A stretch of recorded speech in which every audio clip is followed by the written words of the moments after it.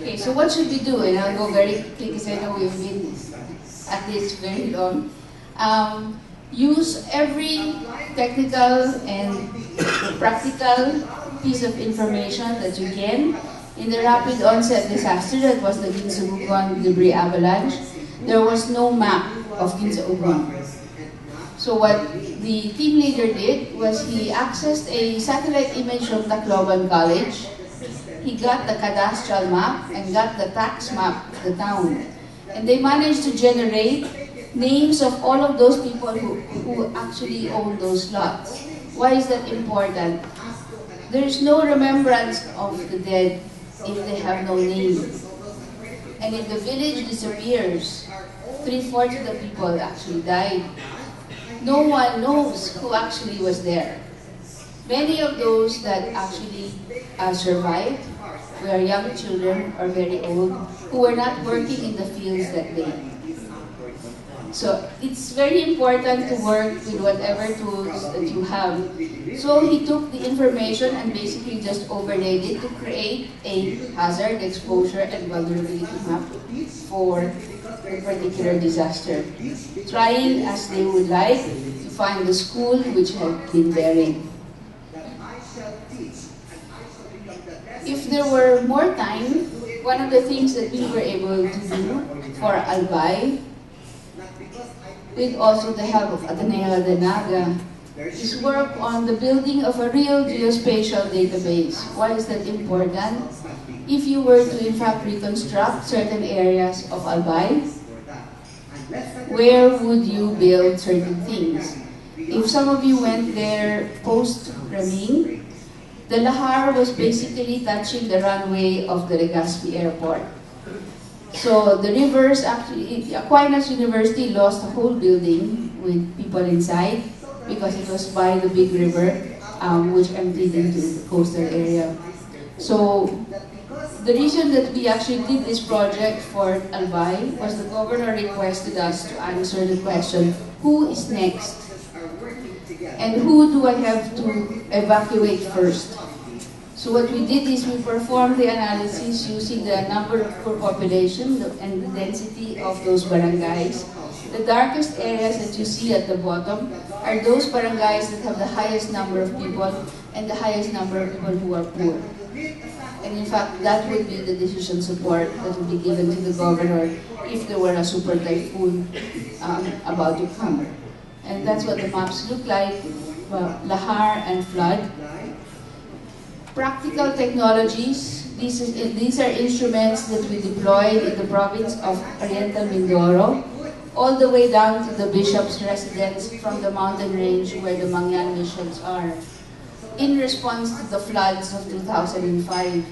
Recently, there were flash floods down here in the Barsanaga area, and the people from Mindoro actually showed up in the observatory together with people from Marinduque in that particular region, Mimaropa. And what they told us was the water just basically engulfed them. This was this year.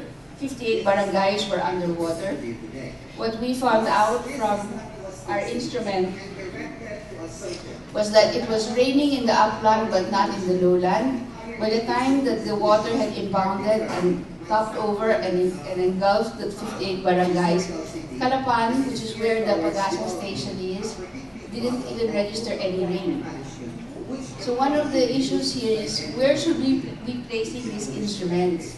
Many of our instruments presently are actually located in the coastal capital cities.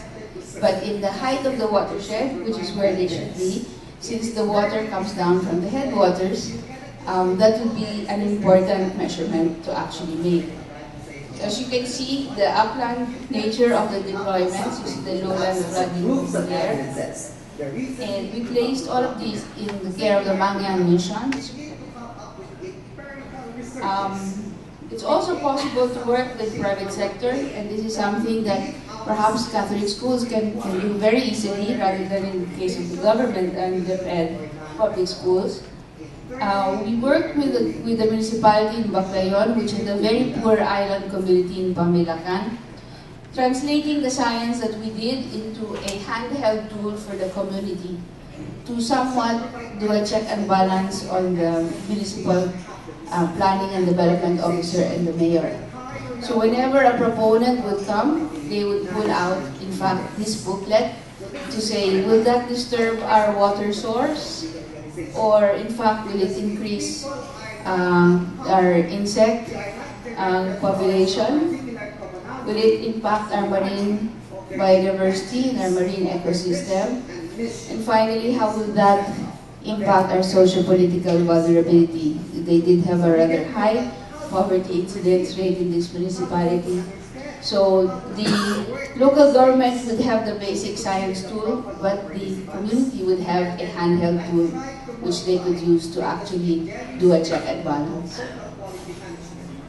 Some emerging points, and just to begin our closing, our Philippine climate is changing and the Philippines is also changing. So we need an integrated approach to risk assessment.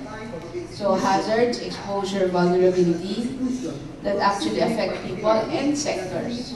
Each local community has a very unique risk analysis because vulnerability is very local. And therefore, in our own communities or in our own barangays, we do have to understand who is vulnerable and we can map those individuals or those infrastructures. So local climate change has a local exposure and a local vulnerability that partner along with it. We need to understand climate variability, which is these extreme events that are occurring, versus climate change, which is in fact the persistence of an above the normal or below the normal temperature or rainfall. What constitutes a disaster? Again, even if you have these anomalous temperatures or rainfall amounts, if there are no vulnerable populations, there will be no disasters. So we don't have to think about risk reduction.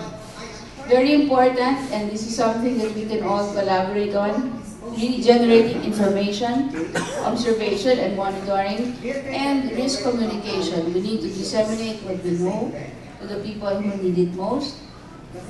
And finally, there really needs to be an interdisciplinary evidence-based assessment of needs. We cannot just go along with, here are the hazard maps. No, we don't need hazard maps. We need risk maps. We need to understand who's vulnerable today and who will be vulnerable tomorrow. So critical thinking and generous collaboration is needed. This is a lesson that I have learned over the last 3 years. Sometimes people are not so willing to sit down and think critically about something because in fact it will cost them something, or it will cost our institution something. So we need to be generous about what we know and don't know, and we need to realize that sometimes not admitting we don't know something really puts lives and infrastructures in danger. My last few slides really to show the power of young people in responding to a natural disaster. I think that it would be something that is within the reach of the schools to actually encourage young people to pursue their careers in science for social change. And there is and these are all the young people that actually responded to Ginsugon. It's a very Filipino trait to take your picture and smile even though there's something very disastrous going on. Very Filipino. All of these young people continue to work together even as some of them are in other countries. Some of these people have actually worked through looking for water for Tausug communities that are displaced by the conflicts. I think that these people are real inspirations. I think they should, and many of our young people, I'm sure, are capable of this. And we learn from our indigenous communities. The partnership with the Mangyan missions, as well as some of the Jesuit missions in Mindanao, with the Lumad communities, I think are something that we in fact should begin to mainstream, rather to think of them as really on the margins of our learning experiences and our knowledge development. And with that, maraming salamat.